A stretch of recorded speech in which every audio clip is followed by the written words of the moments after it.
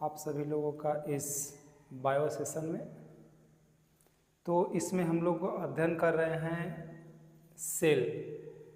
Cell के कुछ topic के बारे में हम लोगों ने अध्ययन कर लिया है। आज हम लोगों को उस टॉपिक के आगे के सेशन को हम लोग शुरू करेंगे। हम लोग इस समय अध्ययन कर रहे हैं सेल का। तो सेल में हमने अध्ययन कर लिया था mitochondria, Golgi body, vacuoles, ribosome, endoplasmic reticulum, centrosome, lysosome, nucleus और उसमें जो जीव द्रव्य हैं और कोशिका द्रव हैं उनके बारे में हम लोगों ने अध्ययन कर लिया था। चलिए आज उसके आगे हम लोग अध्ययन करते हैं, ठीक है। बिना टाइम वेस्ट किए हम चलते हैं अपने टॉपिक के तरफ। तो हम लोग पढ़ रहे थे सेल यानी कोशिका। देखिए सेल यानी कोशिका, सेल यानी कोशिका। हमने इसमें सीखा था कि जो कोशिका है, ये कोशिका, इस कोशिका के अंदर ढेर सारे अवयव है। Mitochondria, Golgi body, vacuoles, endoplasmic reticulum, ribosome, centrosome, lysosome और न्यूक्लियस। इतने सारे कोशिका के अंग हैं। इसको हम लोगों ने पढ़ लिया था। अब आगे हम लोग को सीखना है कि यह जो कोशिका है, तो कोशिका के बाहरी भाग पे, कोशिका के बाहरी भाग पे छोटे छोटे बाल नुमा संरचना पाए जाते हैं। जैसे व्यक्ति के हाथ के जो बाल हैं, कुछ छोटे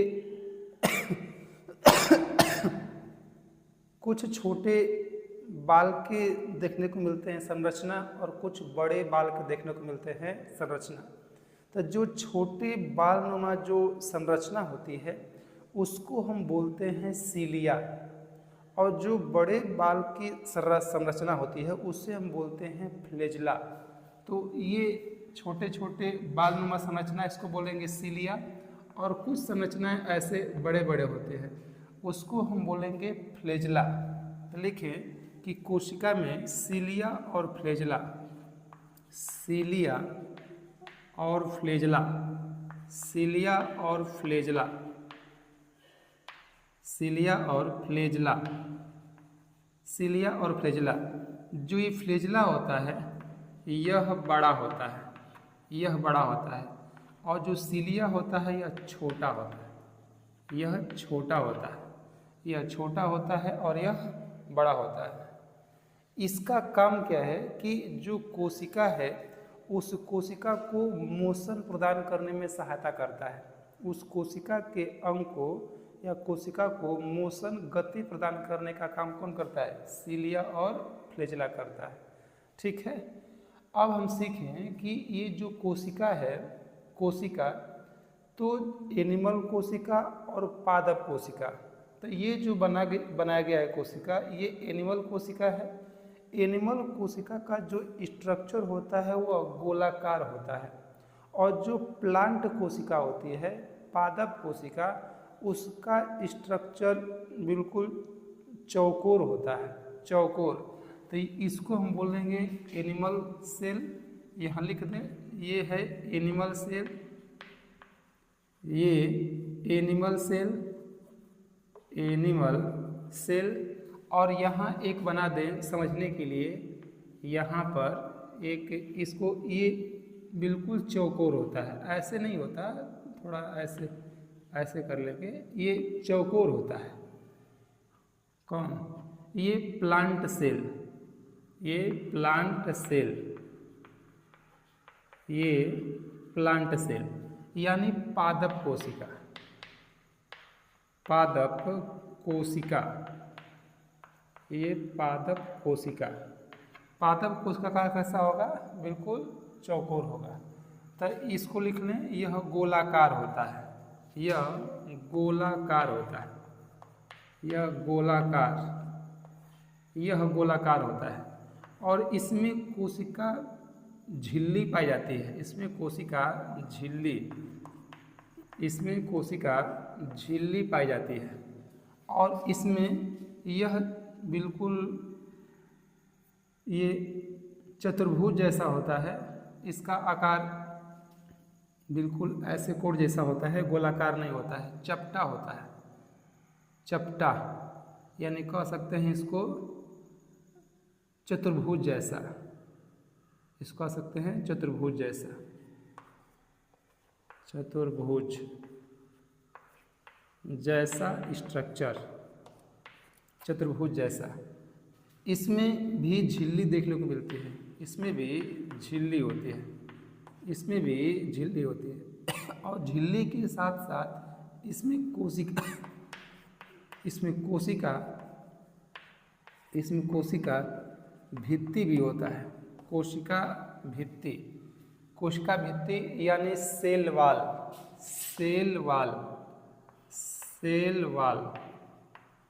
इसमें क्या होगा, सेल वाल।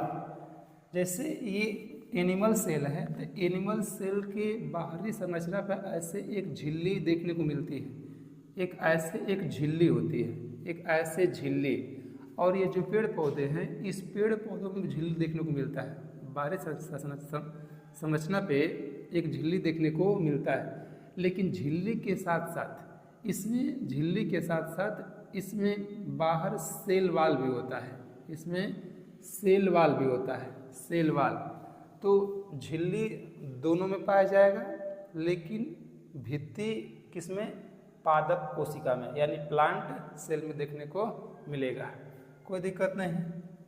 जो ये पादप कोशिका है और जो ये एनिमल कोशिका है, तो एनिमल कोशिका का सबसे बड़ा अंग होता है न्यूक्लियस और सबसे छोटा अंग होता है राइबोसोम। एनिमल सेल में सबसे बड़ा कोशिका तो न्यूक्लियस और सबसे छोटा अंग कौन सा हो जाएगा, तो राइबोसोम। ठीक उसी प्रकार जो ये आपका प्लांट सेल पादप कोशिका है, तो पादप कोशिका का सबसे बड़ा अंग होता है प्लास्टिड। क्या होता है, प्लास्टिड। इसका बड़ा अंग होगा प्लास्टिड। कौन सा अंग होगा, प्लास्टिड होगा। कोई दिक्कत। यह प्लास्टिड से ही अपना जो भोजन की प्रक्रिया है वह आगे बढ़ाने का काम करता है। तो पादप कोशिका का बड़ा अंग कौन सा है, प्लास्टिड, और एनिमल कोशिका का कौन सा है, तो न्यूक्लियस। चलिए अब हम सीखते हैं प्लास्टिड के बारे में कि प्लास्टिड क्या होता है, प्लास्टिड कितने प्रकार के वगैरह होते हैं, इसको हम सीखते हैं। इसको आप स्क्रीनशॉट कर लीजिए, इसके हम आगे चलते हैं। ठीक है, चलिए मिटाते हैं और इसके हम आगे चलते हैं। मिटा दें।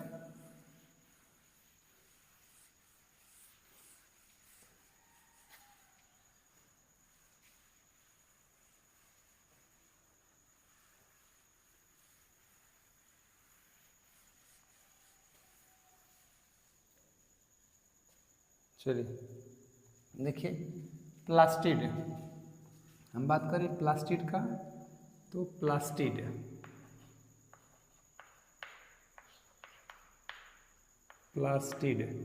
यानी पादप कोशिका।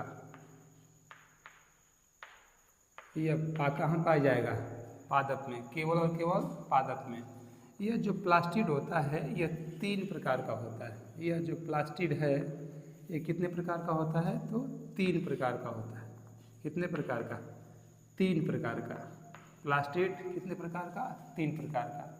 कौन कौन, पहला होता है क्लोरोप्लास्ट,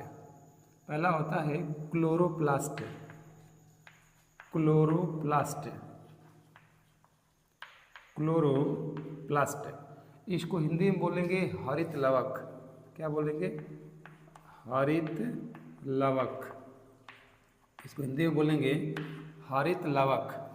और यह जो दूसरा है इसको बोलेंगे ल्यूकोप्लास्ट।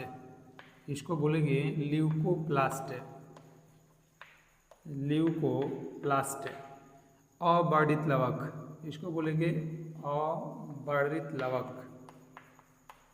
अवर्णित लवक, अवर्णित लवक। और जो तीसरा है इसको बोलते हैं क्रोमोप्लास्ट, इसको बोलेंगे क्रोमोप्लास्ट। क्या बोलेंगे? क्रोमोप्लास्ट, वर्णित लवक, इसको बोलेंगे वर्णित लवक। क्या बोलेंगे? वर्णित लवक।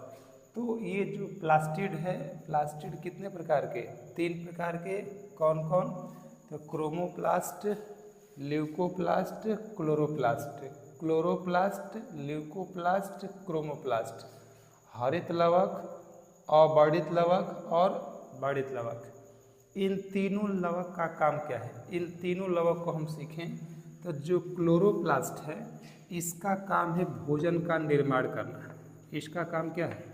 भोजन का निर्माण करना, भोजन का निर्माण करना। इसका काम है भोजन का निर्माण करना। भोजन का निर्माण कौन करेगा? तो भोजन का निर्माण करते हैं पत्तियाँ। कौन करेगा? पत्ती और तना, पत्ती और तना। जो पत्तियां हैं, पत्तियों का रंग हरा क्लोरोफिल के माध्यम से होता है और पत्तियां प्रकाश संश्लेषण यानी फोटोसिंथेसिस के माध्यम से वह भोजन बनाने का काम करती हैं। और तना भी एक तरह से हरा ही होता है, जो पत्तियों के ना होने पर वह प्रकाश संश्लेषण के माध्यम से भोजन बनाने का काम करता है। तो भोजन है, भोजन का निर्माण कौन करता है? तो पत्ती और तना करेगा। कौन करेगा? पत्ती और तना। किसमें? क्लोरोप्लास्ट यानी हरित लवक में। अब आते हैं ल्यूकोप्लास्ट कि जो ल्यूकोप्लास्ट है, इस ल्यूकोप्लास्ट का काम क्या है? तो ल्यूकोप्लास्ट का काम होता है कि भोजन को इकट्ठा करना, भोजन को इकट्ठा करना या स्टोर करना। या लिख रहे हैं, इसका काम होता है कि भोजन को स्टोर करना, भोजन को स्टोर करना, भोजन को स्टोर करना मतलब भोजन को इकट्ठा करना। और भोजन इकट्ठा कहाँ होगा? तो भोजन का इकट्ठा होता है फल में। कहाँ होगा? फल में होता है और जड़ में, फल और जड़ में। तो पेड़ पौधे के ये 2 हिस्से हैं, फल और जड़। इनके माध्यम से वह बनाया गया भोजन को स्टोर करने का काम करता है, रखने का काम करता है। लेकिन मानो क्या करते हैं कि जब बड़ा होगा, बहुत लोग तो इसको बड़ा होने भी नहीं देते हैं, इसको तोड़ के खा जाते हैं। तो जब पेड़ पौधे का ये जो फल का जो भोजन है जब समाप्त हो जाएगा तो इसको जीने के लिए समस्या उत्पन्न हो जाएगी। तो जो जड़ में जो भोजन स्टोर रहते हैं यह उसके माध्यम से अपने जीवन को आगे बढ़ाने का काम करता है। तो अवर्णित लवक का काम क्या है? भोजन को स्टोर करने का काम करना, भोजन को स्टोर करके रखने का काम करना। ठीक है। इसके बाद हम बात कर लें वर्णित लवक कि जो वर्णित लवक है, इस वर्णित लवक का काम क्या है?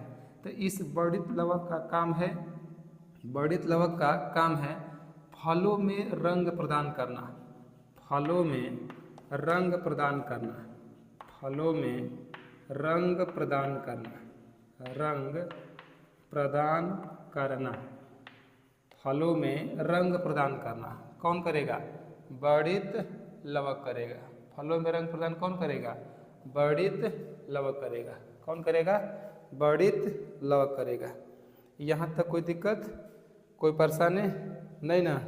चलिए अब देखते हैं कि जो फलों का रंग प्रदान करेगा वो किस किस फल का। तो आपने देखा होगा कि फलों का पीला रंग, फलों का पीला रंग, फलों का पीला रंग किसके कारण? ज़ेनथोफिल के कारण, ज़ेनथोफिल, ज़ेनथोफिल के कारण, ज़ेनथोफिल के कारण फलों का रंग कैसा होता है? पीला होता है। कैसा होगा? पीला होगा। गाजर का रंग देखे हैं, गाजर, गाजर का रंग किसके कारण? कैरोटीन के कारण, कैरोटीन किसके कारण? कैरोटीन के कारण, कैरोटीन। आप चुकंदर देखे होंगे, चुकंदर, आप चुकंदर देखे होंगे। चुकंदर, चुकंदर का होता है रंग किसके कारण? बीटा नोन के कारण। किसके कारण? बीटा नोन के कारण। किसके कारण? बीटा नोन के कारण। चुकंदर का रंग कैसा होता है? किसके कारण?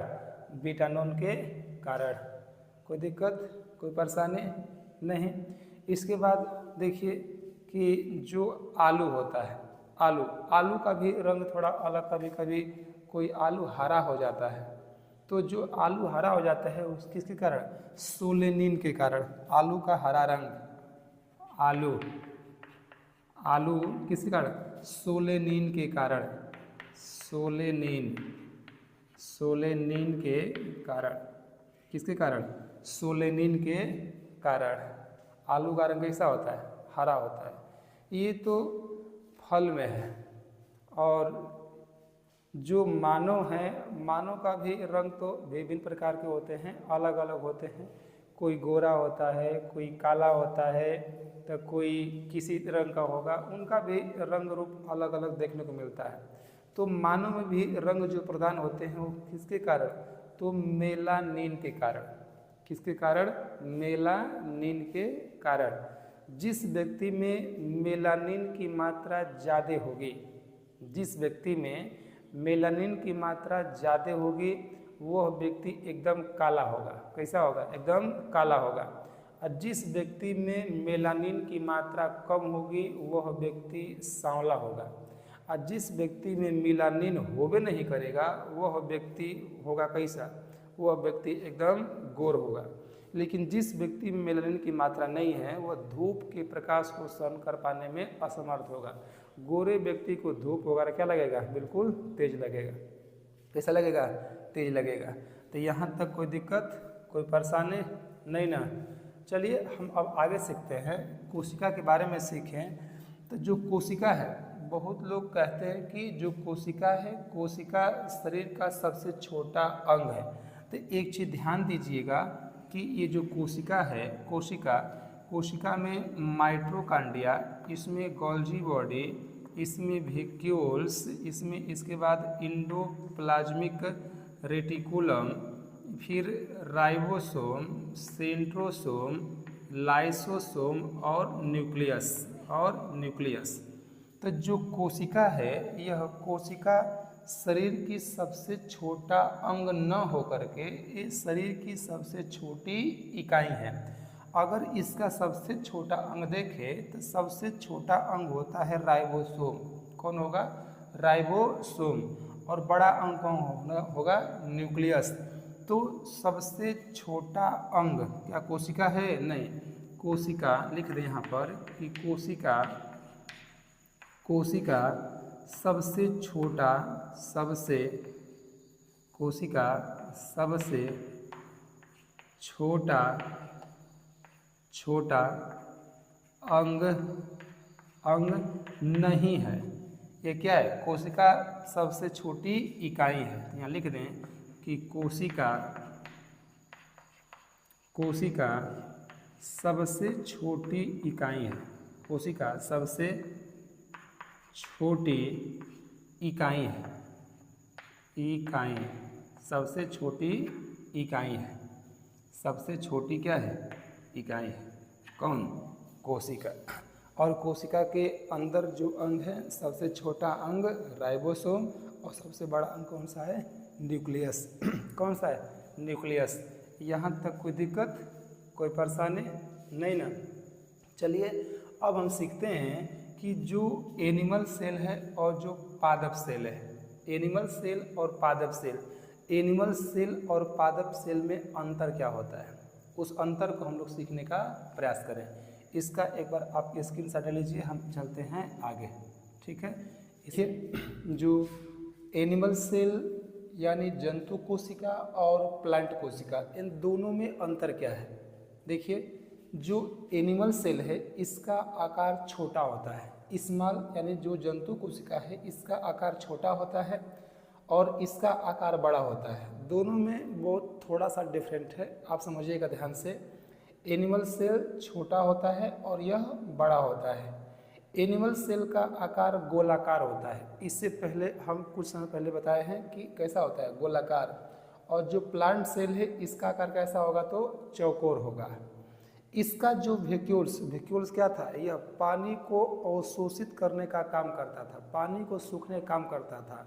तो जो जीव जंतु हैं, जैसे मानव हैं, अन्य जीव जंतु हैं, इनको तो पानी कम चाहिए, पानी कम सोखेंगे, लेकिन जो पेड़ पौधे हैं इनको ज़्यादा चाहिए।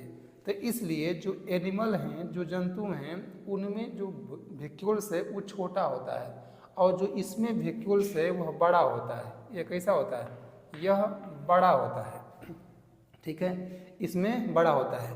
कुछ चीज़ ऐसे हैं जो केवल और केवल एनिमल सेल के अंतर्गत ही पाए जाते हैं, जैसे सीलिया। इससे पहले बताया कि सीलिया और फ्लैजेला। जो सीलिया होता है इसका स्ट्रक्चर बालनुमा संरचना के समान होता है, छोटा होता है, और जो फ्लैजेला होता है यह बड़ा होता है। यह दोनों कोशिकाओं को मोशन प्रदान करने में सहायता करते हैं, गति प्रदान करने में सहायता करते हैं। और जो लाइसोसोम है, लाइसोसोम, इसमें जल अपघटक एंजाइम होता है, और यह जो कोशिका के अंदर जो अंग मृत हो जाएंगे उनकी साफ सफाई करने का काम करेगा। यह जो सीलिया, फ्लैजेला और लाइसोसोम है, यह इसमें देखने को नहीं मिलेगा, यह केवल जंतु कोशिका के अंतर्गत ही आते हैं। इसमें कुछ एक्स्ट्रा चीज़ ऐसे हैं जो आपका जंतु कोशिका के अंतर्गत नहीं आते, जैसे सेल वाल। मैंने बताया कि जो कोशिका झिल्ली है, कोशिका झिल्ली एनिमल सेल और प्लांट सेल दोनों में पाया जाता है, लेकिन सेल प्लेट, कोशिका भित्ति, केवल कोशिका भित्ति केवल और केवल प्लांट में ही, पौधों में देखने को मिलते हैं। प्लास्टिड, जो प्लास्टिड होता है यह प्लांट के सबसे, यानी जो पादप कोशिका है, पादप कोशिका का सबसे बड़ा कोशिका कौन सा होता है, तो प्लास्टिड होता है। और क्लोरोप्लास्ट, क्लोरोप्लास्ट इसका महत्वपूर्ण भाग है। कौन, क्लोरोप्लास्ट। तो ये अब दोनों में अंतर है, लेकिन दोनों में कॉमन क्या है, दोनों में बराबर क्या है, उसको हम सीखें। तो दोनों में जो एनिमल सेल है और जो पादप सेल है, एनिमल सेल में भी देखने को मिलता है झिल्ली, झिल्ली दोनों में देखने को मिलता है। और माइटोकॉन्ड्रिया, इसका काम है ऊर्जा बनाना, तो इसको भी ऊर्जा चाहिए, इसको भी ऊर्जा चाहिए, दोनों को चाहिए। राइबोसोम, जो राइबोसोम है, राइबोसोम बताए थे दो, ये प्रोटीन बनाने का काम करता है, प्रोटीन बनाएंगे तभी तो विकास हो पाएगा।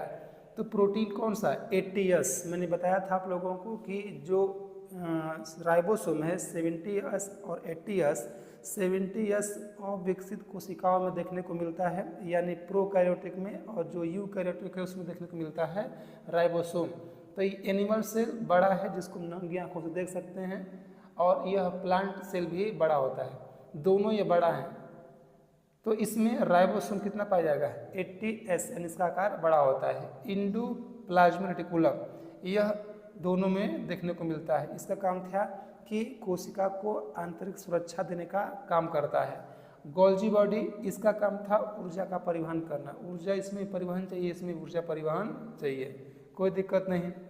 इसके बाद जो केंद्रक है, केंद्रक दोनों में होता है, केंद्रक दोनों में, यानी एनिमल सेल और प्लांट सेल दोनों में देखने को मिलता है। सेंट्रोसोम, कोशिका विभाजन, यानी कोई कोशिका का अंग कोई मर गया तो उसी तरह का कोशिका बनाना पड़ेगा, अगर नहीं बनेगा तो समस्या उत्पन्न हो जाएगी।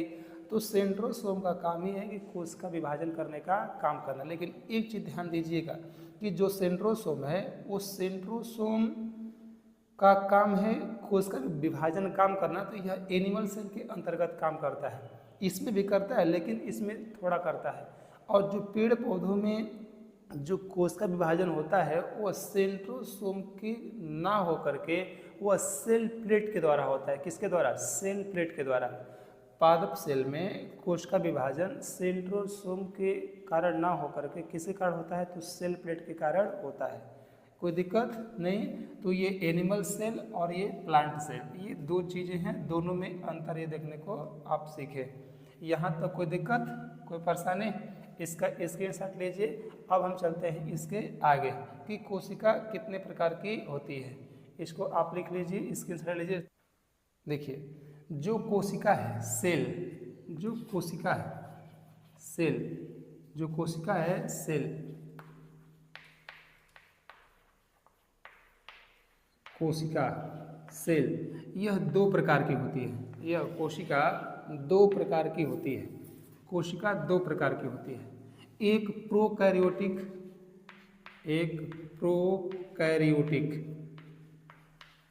एक प्रोकैरियोटिक कोशिका, एक प्रोकैरियोटिक, और दूसरा होता है यूकैरियोटिक, यूकैरियोटिक, यूकैरियोटिक, दूसरा यूकैरियोटिक। जो प्रोकैरियोटिक है इसको हमने बताया था कि इसको हम नंगी आंखों से नहीं देख सकते हैं, और जो यूकैरियोटिक है उसको हम नग्न आंखों से देख सकते हैं।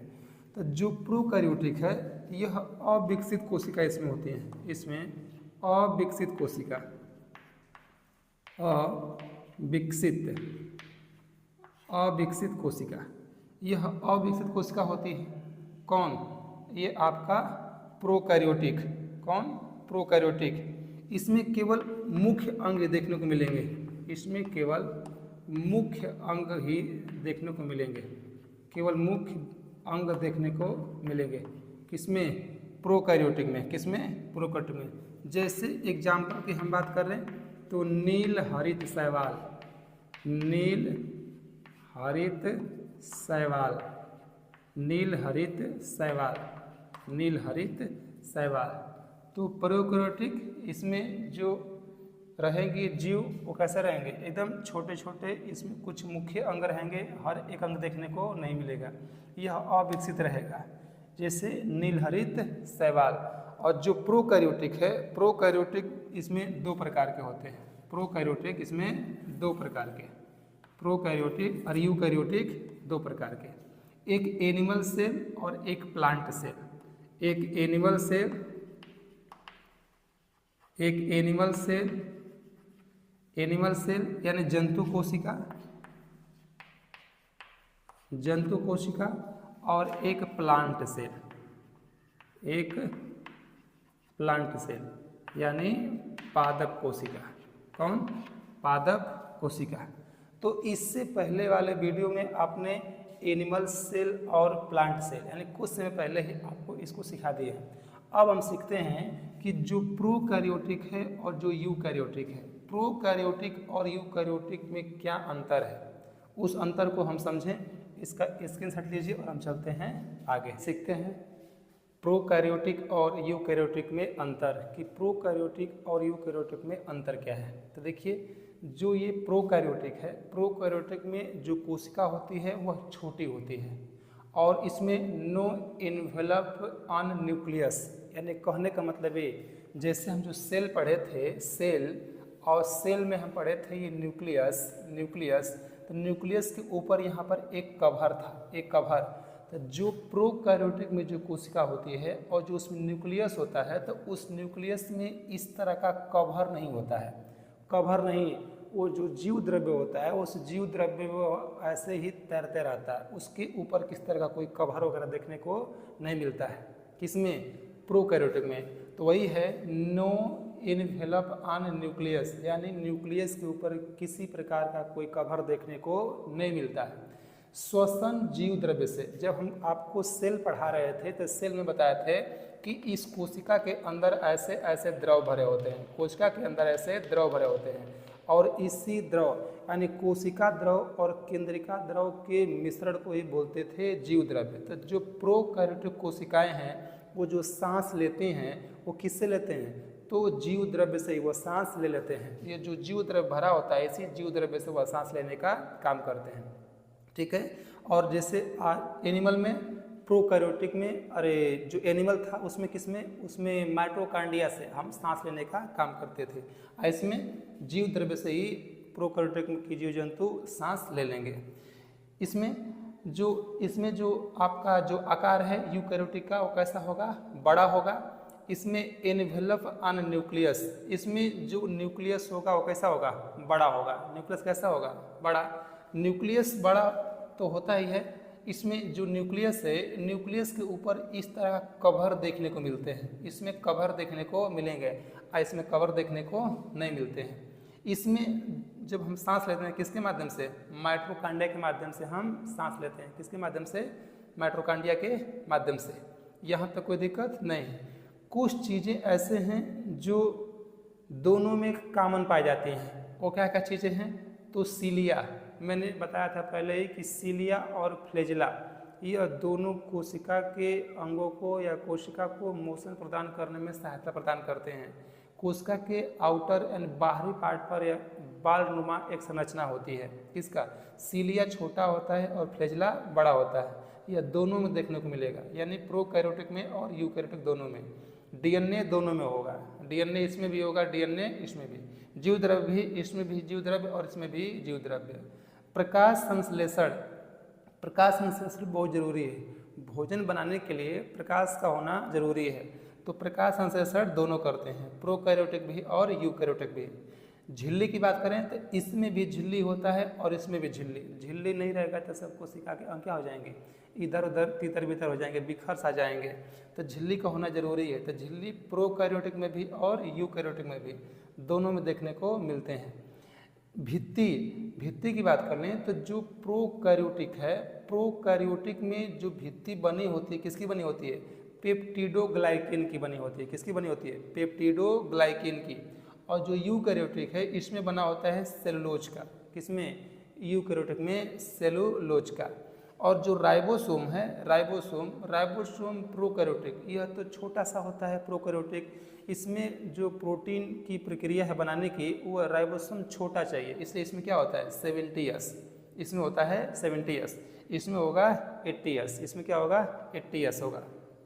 कुछ चीज़ें ऐसे हैं जो केवल और केवल यूकैरियोटिक में देखने को चीज़ें मिलती हैं। वो क्या है? तो माइटोकॉन्ड्रिया, माइटोकॉन्ड्रिया से हम ऊर्जा बनाते हैं, श्वसन करते हैं। हमने बताया था आप लोगों को कि हम जब सांस लेते हैं तो हमारे हार्ट के माध्यम से, फेफड़ा के माध्यम से हीमोग्लोबिन ब्लड को लेके जाता है, हवा को लेके जाता है।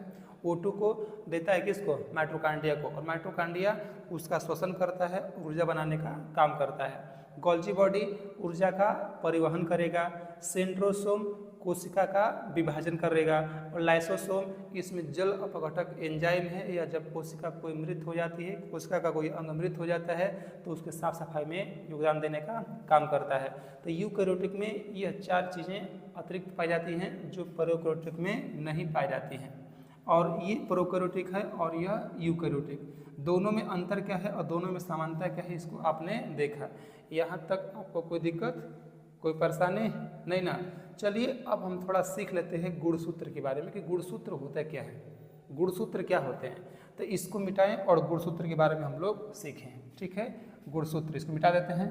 इसको एक बार आप स्क्रीनशॉट कर लीजिए, इसको मिटा देते हैं। ठीक है, चलिए मिटाते हैं इसको हम और आगे चलते हैं। गुणसूत्र,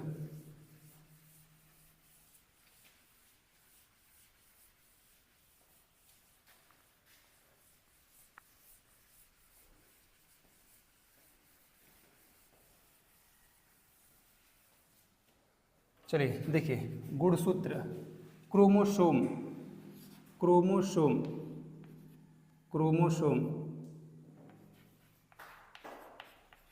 क्रोमोसोम, क्रोमोसोम यानी गुणसूत्र, गुणसूत्र, गुणसूत्र। यह जो गुणसूत्र है ये कहाँ देखने को मिलेगा? तो केंद्रक में। कहाँ देखने को मिलेगा? तो केंद्रक। कहाँ देखने को मिलेगा? केंद्रक। जैसे हम यहाँ बनाए थे कोशिका, कोशिका के अंग बनाए थे mitochondria, Golgi body, vacuoles, endoplasmic reticulum और राइबोसोम और सेंट्रोसोम, लाइसोसोम और न्यूक्लियस। तो जो कोशिका का सबसे बड़ा अंग है न्यूक्लियस, इसी न्यूक्लियस के अंदर देखने को मिलते हैं क्या? क्रोमोसोम गुणसूत्र। क्या मिलेंगे? क्रोमोसोम केंद्रक में ही देखने को मिलेंगे। जो क्रोमोसोम होते हैं, क्रोमोसोम की कुल संख्या की बात कर लें, कुल संख्या की बात कर लें तो कुल संख्या में होती हैं 46। कितना होते हैं? 46 इसकी संख्या होती है। और जोड़ा में बात कर लें कि जोड़ा में कितना होते हैं, तो जोड़ा में होते हैं 23 जोड़ा। कितना होते हैं? 23 जोड़ा। जोड़ा में कितना होते हैं? 23 जोड़ा होते हैं। अगर हम बात कर लें कि जो मेल में क्रोमोसोम है, जो मेल में क्रोमोसोम है, मेल में भी होते हैं 46। कितना हो गए? 46। और जो फीमेल हैं, फीमेल, जो फीमेल हैं इसमें भी होते हैं 46। अब 46 को हम यहाँ से चाहे तो 2 पार्ट में लिख सकते हैं, 2 पार्ट में लिख सकते हैं। तो एक इसको कर देंगे 44 और इसको कर देंगे 2। तो जो ये 44 है इसको बोलते हैं ऑटोसोम, इसको बोलेंगे ऑटोसोम, इसको बोलेंगे ऑटोसोम। क्या बोलेंगे? ऑटोसोम। और यह जो 2 है इसको बोलेंगे आलोसोम। क्या बोलेंगे? आलोसोम, इसको बोलते हैं आलोसोम। ठीक उसी प्रकार से जो ये फीमेल का जो क्रोमोसोम की संख्या 46 है इसको भी 2 पार्ट में ऐसे कर लेंगे, 2 पार्ट में कर लेंगे। इसको भी लिख सकते हैं आप 44 और इसको कर लेंगे 2। 44 + 2 46। तो जो 44 है इसको ही बोलेंगे, क्या बोलेंगे? ऑटोसोम, इसको बोलेंगे ऑटोसोम। और यह जो है इसको बोलेंगे आलोसोम। क्या बोलेंगे? आलोसोम। तो क्रोमोसोम की संख्या कितनी होती है? 46। कहाँ देखने को मिलेंगे? न्यूक्लियस, कोशिका के न्यूक्लियस में। संख्या में 46, जोड़ा में 23, मेल में 46 क्रोमोसोम। 44 क्या होते हैं? ऑटोसोम। 2 क्या होते हैं? आलोसोम। वैसे ही फीमेल में भी संख्या 46, 44 कितना क्या होंगे? ऑटोसोम और 2 क्या होंगे? आलोसोम। जो ये 44 क्रोमोसोम हैं इनका काम होता है शरीर का निर्माण करना। इनका काम होता है शरीर का निर्माण करना, शरीर का निर्माण करना, शरीर का निर्माण। और यह जो आलोसोम है इनका काम होता है लिंग का निर्माण करना, लिंग का निर्माण करना, लिंग का निर्माण करना, लिंग का निर्माण। सेम प्रक्रिया इसमें भी है। जो ऑटोसोम है फीमेल में, इसमें भी यही होता है। 44 का है शरीर का निर्माण करना, शरीर का निर्माण करना। और यह जो आपके 2 हैं इसका काम है लिंग का निर्माण करना, लिंग का निर्माण करना, लिंग का निर्माण। लिंग का निर्माण मतलब कि लड़का होगा कि लड़की होगी। और जो 44 क्रोमोसोम है उनका काम होता है कि शरीर को स्ट्रक्चर, ढांचा देने का काम करेंगे, शरीर को बनाने का काम करेंगे। तो आप सीखें कि क्रोमोसोम क्या होते हैं। आपको अगले वीडियो में पूरा अच्छे से डीएनए और आरएनए के बारे में अध्ययन कराया जाएगा कि ये क्रोमोसोम कहाँ से आते हैं, ये कितने होते हैं, इनका स्ट्रक्चर कैसा होता है, आकार कैसा होता है। हम 1 मिनट इसका स्ट्रक्चर देख लें, इसका आकार देख लें। तो इसका आकार बिल्कुल यच की तरह होता है, यच के तरह देखने को इसका आकार मिलता है, यच की तरह आकार देखने को मिलता है। ऐसे ही क्रोमोसोम होते हैं, हमेशा जोड़े में होते हैं। जोड़े में क्यों होते हैं? क्योंकि व्यक्ति का जो बॉडी का स्ट्रक्चर पार्ट है अधिकांशतः सब जोड़ा में है।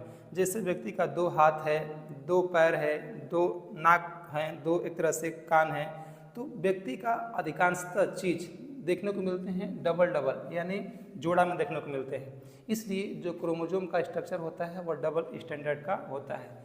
अब डीएनए क्या होते हैं, आरएनए क्या होते हैं, इसी क्रोमोसोम में आपको डीएनए पढ़ने को मिलेगा, आरएनए पढ़ने को मिलेगा। जीन क्या होते हैं, इन सब के बारे में हम अध्ययन करेंगे अगले वीडियो में। यह वीडियो काफ़ी हद तक लंबा हो जाएगा, बड़ा हो जाएगा। तो उम्मीद करते हैं आपको कोशिका का यह स्ट्रक्चर पार्ट, यह चीज़ें जानकारी समझ आई होगी। यदि आपको अच्छा लगा होगा तो आप अपना कमेंट बॉक्स में अपना विचार देने का काम जरूर करेंगे और चैनल को विजिट कर लेंगे, सब्सक्राइब कर लेंगे। ठीक है, तो आज के लिए इतना ही। नमस्कार, धन्यवाद।